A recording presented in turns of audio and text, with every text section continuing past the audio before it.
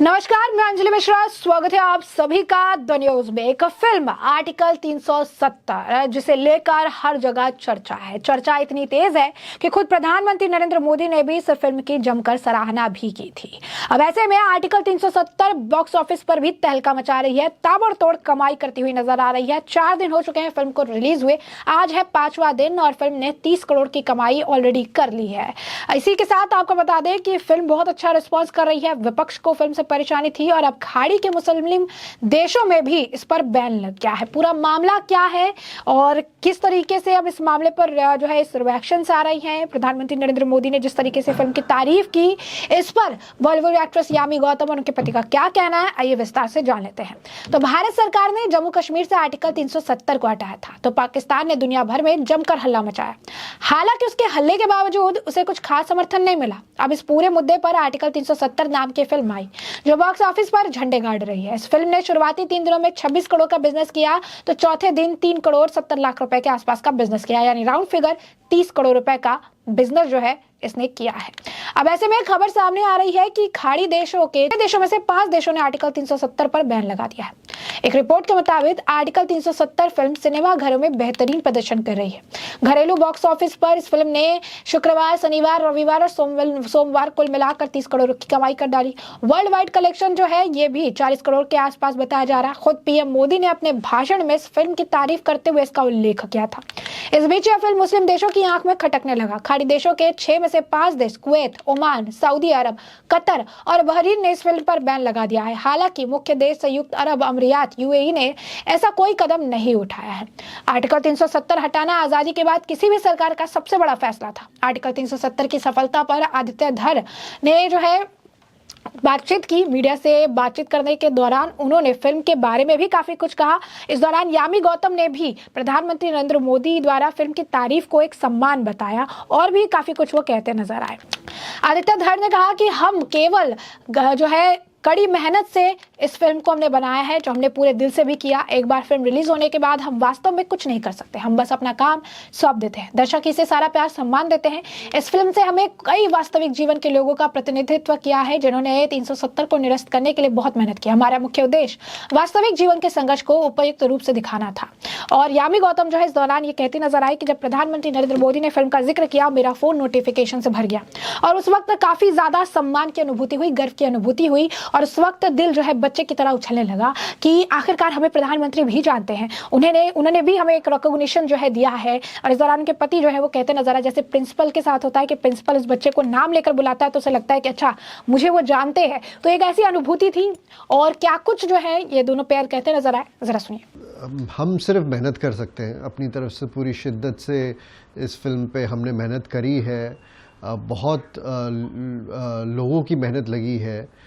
एक बारी जब फिल्म रिलीज़ हो जाती है उसके बाद हमारे हाथ में कुछ नहीं होता है। उसके बाद सब कुछ हम कहीं ना तो कहीं ऑडियंस को पूरी फिल्म सौंप देते हैं और उसके बाद ऑडियंस के हाथ में होता है वो कैसे भी रिस्पॉन्ड करे। लकीली फॉर अस ऑडियंस का रिस्पॉन्स बहुत ही बेहतरीन रहा है, बहुत सारा प्यार मिला है इस फिल्म को। एंड जब आप फिल्म बना रहे होते हैं ऑफ कोर्स आपकी उम्मीद होती है कि ये फिल्म अच्छी बने, सारे लोग देखें, बिकॉज कहीं ना तो कहीं इस फिल्म ये जो फिल्म बनी है इसमें हमने काफ़ी सारे रियल लाइफ लोगों को रिप्रेजेंट किया है जिन्होंने बहुत मेहनत करी थी इस आर्टिकल को एब्रोगेट करवाने में। जैसे यामी जी का जो कैरेक्टर है वो एक रियल लाइफ एनआईए ऑफिसर से इंस्पायर्ड है। तो एक रिस्पॉन्सिबिलिटी बन जाती है कि अगर आप उनको रिप्रेजेंट कर रहे हैं तो उनको बिल्कुल जस्टिस कर पाएँ, आप उनकी मेहनत को आप बिल्कुल सही तरीके से दर्शा पाएँ। तो ऑफ कोर्स उम्मीद तो होती है कि थिएटर में लोग आएँ, देखें और इनकी मेहनत भी देखें। तो मगर जिस तरीके का रिस्पॉन्स आ रहा है सोचा नहीं था कि इतना बढ़िया रिस्पॉन्स आएगा और इतना ज़्यादा प्यार मिलेगा। तो बहुत बहुत तहे दिल से धन्यवाद। फील्स रियली ऑनर्ड कि पहले तो ऑफ कोर्स विश्वास नहीं हुआ। सडनली आई थिंक मैं इंटरव्यूज़ ही दे रही होंगी and suddenly there were so many notifications. तो बहुत गर्व की बात है कि लगता है कि अच्छा देश के प्रधानमंत्री द ऑनरेबल पीएम वो हमारी फिल्म के बारे में जानते हैं। क्या उस फिल्म के बारे में जानते हैं इसका मैं एक हिस्सा हूँ। तो अभी भी एक वो वाली फीलिंग आती है बचपन वाली कि अच्छा वो जानते हैं मुझे या फिल्म को। तो बहुत अच्छा लगा सुनकर, दैट वाज क्वाइट वेरी वो जैसे स्कूल में फीलिंग आती थी ना कि आज प्रिंसिपल ने मुझे नाम से बुलाया। हाँ, तो most important person today in the school, या मैंने गुड मॉर्निंग बोला तो उन्होंने एक्नॉलेज करके good morning, so it felt exactly like that. तो बहुत अच्छा लगा, बहुत ज़्यादा अच्छा लगा। ऑल्सो एक प्रोत्साहन मिलता है क्योंकि फिल्म बहुत ज़रूरी है हमें, इसीलिए हमने बनाई। हमें लगा ये कहानी है जो सच्ची घटनाओं पर एक जो पब्लिक डोमेन में है, जिस 5 अगस्त 2019 को सब जानते हैं क्या हुआ, उस पर बेस्ड है।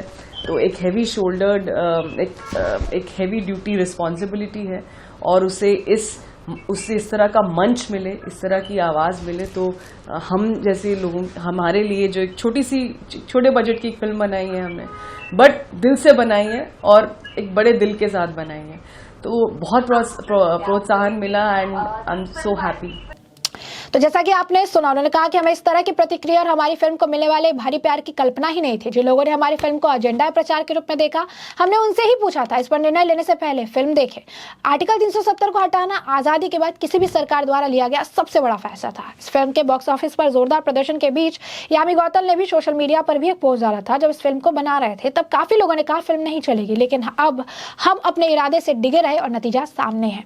और ऐसे में आपको बता दें कि फिल्म के जो डायरेक्टर हैं, उन डायरेक्टर द्वारा भी इस फिल्म को लेकर काफी कुछ जो है बातें कही गई। उन्होंने बताया फिल्म को बनाने में कितना स्ट्रगल है। यामी गौतम को लेकर भी उन्होंने काफी कुछ बात कही। आदित्य सुहास झामले क्या कुछ कह रहे हैं, जरा सुन लीजिए। Way people are reacting, the audience is reacting is beyond words. Everybody is sharing the videos from the theater, literally going on Instagram, going on networks, just explaining how amazing they feel about the film.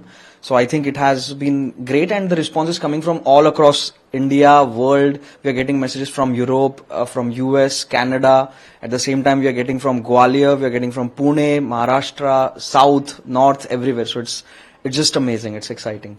Do you accept this massive response of the film? I think somewhere down the line we did, because I think we had the dream that we will create a film in such a way that we do get that massive response. The film is about such a big drastic step that was taken on 5th of August 2019, where the Article 370 was abrogated. So I think with that we always felt that as a Hindustani, as a patriotic audience, people will react in this way, but we definitely didn't know what scale it will go to, but it was really great to see this response, this kind of response. With Aditya, of course, we have been associated with each other for last 3 years now. I've done 2 films with Aditya and Lokesh's company, Aditya Dhar and Lokesh Dhar's B62 Studios company. So I think it has been great. As a producer, Aditya has given me a complete freedom. It has been a very creative process. I could work in my own style. There was no rigidness, nothing forced on me, which was really amazing. And with Yamit, of course, she's a fabulous actress to work with. Again, very sharp, very studious in kind of her approach, yet tries to go to the bottom of the character, which is great. And again, same happened with Priyamani also, who is playing another character of Rajeshwari. So that both these actresses have been amazing to work with. So I never felt that there is a kind of a pressure or anything. तो जैसा कि आपने सुना, आदित्य सुहास का भी कहना है कि बहुत अच्छी एक्ट्रेस है यामी गौतम, बहुत अच्छा एक कंसेप्ट था, और जिस तरीके से बैन लग गया जो है खाड़ी देशों ने इस फिल्म पर बैन लगाई, तो उन्होंने भी इस बात पर अपना जिक्र किया और कहा कि हम सत्य दिखाते हैं, और सत्य दिखाने में कई लोगों को ये चीज़ें पसंद आती है, कई लोगों को पसंद नहीं आती है, लेकिन जिस तरीके की प्यार हमें मिल रहा है, जिस तरीके का सम्मान इस फिल्म ने हमें दिया है, ये हम कभी भूल नहीं सकते। और फिल्म बहुत अच्छा जो है रिस्पॉन्स मिल रहा है, और हम चाहते हैं कि फिल्म को और भी आने वाले समय में बहुत अच्छा रिस्पॉन्स मिलेगा। आपको बता दें कि फिल्म के शुरुआती टिकट के प्राइस 99 रुपीज़ रखे गए थे, उसके बाद फिल्म के टिकट प्राइस को भी बढ़ा दिया गया, लेकिन लोगों में फिल्म का क्रेज लगातार जारी है, और फिल्म बॉक्स ऑफिस पर बहुत अच्छा कमाई करती हुई भी नजर आ रही है।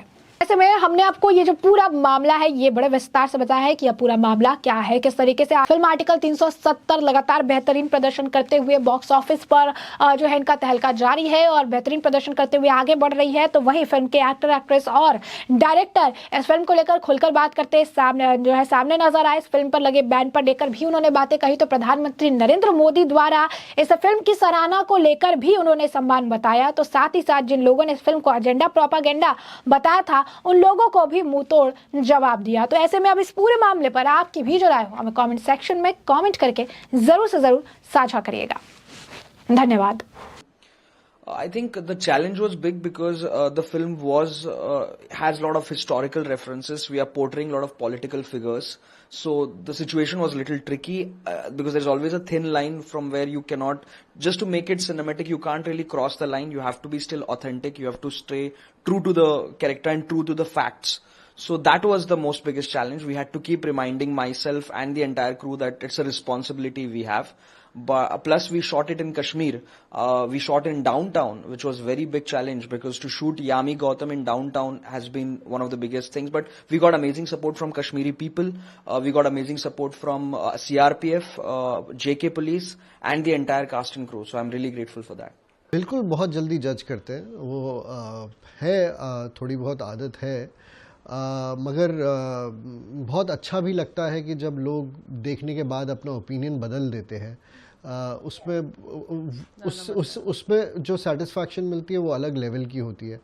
कहीं ना तो कहीं काफ़ी लोगों ने उस टाइम पे हमारे को बोला था कि एजेंडा है, प्रोपेगेंडा है, और हम हमेशा यही दरख्वास्त करते थे कि पहले आप फिल्म देख लीजिए, आप एक बारी फिल्म देखिए और उसके बाद अपना जजमेंट पास कीजिए। बिकॉज हम आपको क्रोनोलॉजिकली बता रहे हैं कि उन सालों में which led up to abrogation of article 370, उन सालों में क्या क्या हुआ था, और क्रोनोलॉजिकली जो हमारे रिसर्च में निकला वो हम क्लियरली बताने की कोशिश कर रहे हैं। और एक बहुत ही ऐतिहासिक डिसीजन था, ये बहुत ही बड़ा डिसीजन था। मतलब आज़ादी के बाद it was one of the most biggest decisions ever taken by any government. तो कहीं ना तो कहीं ये कहानी बाहर आनी चाहिए थी और फुल जस्टिस के साथ बाहर आनी चाहिए थी। तो हमने अपनी पूरी मेहनत करी, पूरे शिद्दत के साथ इस पे लगे रहे, एंड फाइनली जब हम ऑडियंस का ऐसा रिएक्शन देखते हैं तो बहुत खुशी मिलती है, बहुत ही अच्छा लगता है। A person of very few words and more work. तो मुझे हमेशा मेरा मानना है कि आप अपने काम को अपनी आवाज़ बनाइए, अपने काम को अपनी पहचान बनाइए, और वही पूरा विश्वास था कि एक बार जब कोई फिल्म देख लेगा तो मुझे नहीं लगता थिएटर से बाहर निकलकर दोबारा इस तरह की कोई बात करेगा। और अभी जिस तरह का रिस्पांस मैं पढ़ रही हूँ, मैं हर एक कमेंट, हर एक ट्वीट, हर चीज़ मैं पढ़ रही हूँ जितना कोशिश कर सकती हूँ, क्योंकि उसमें लोगों का सच्चा प्यार है, उसमें कुछ बनावटी नहीं है कि मैंने उनके लिए कुछ कर दिया पर्सनली तो अच्छा एक फॉर्मेलिटी के लिए थैंक यू। वो दिल से खुश हैं, लोग आपकी खुशी में जुड़ रहे हैं, तो इससे बहुत बड़ी क्या बात है। And one of the common things जो पढ़ने में मुझे मिल रही है कि प्लीज़ इस फिल्म को ज़रूर देखिए, अपनी फैमिली के साथ देखिए, टीनेजर्स को दिखाइए, आज के यूथ को दिखाइए, इसमें कोई प्रोपेगेंडा नहीं है, कुछ नहीं है। तो जब ऑडियंस खुद ये बोल रही है तो हमें बोलने की कुछ ज़रूरत ही नहीं है। एंड ऑफ कोर्स जिस तरीके का प्रदर्शन हो रहा है, जिस तरीके के फ़ोन कॉल्स आ रहे हैं, इतने फूल, इतने विशेस, इतना कुछ, इतनी ब्लेसिंग्स, सॉरी मैं फूलों के ब्लेसिंग्स, इससे बड़ी और क्या बात हो सकती है कि थैंक यू ही बोल सकते हैं हम अपनी जनता को, और कुछ नहीं। और ये इस फिल्म की सफलता उनकी इंटेलिजेंस को दर्शाता है कि वो कितनी इंटेलिजेंट हमारी जनता है कि इस तरह की फिल्म को, जो एक टेक्निकलिटी है जिसमें कुछ कॉम्प्लेक्सिटी है, और हमें यही बोला गया था कि अच्छा मुश्किल है इस तरह की फिल्म का चलना, क्योंकि एक्शन है बट उससे ज़्यादा एक पॉलिटिकल थ्रिलर है, एक बहुत कुछ चीज़ें हैं, तो लोगों को समझ में आएगा क्या। तो आदित्य हमारे इंडस्ट्री में एक गलत धारणा है कि कुछ इंडस्ट्री वाले ही शायद सोच समझ, उनको लगता है कि ऑडियंस थोड़ा भी कुछ कॉम्प्लिकेटेड हो वो नहीं समझेगी। हमारा वो मानना नहीं था।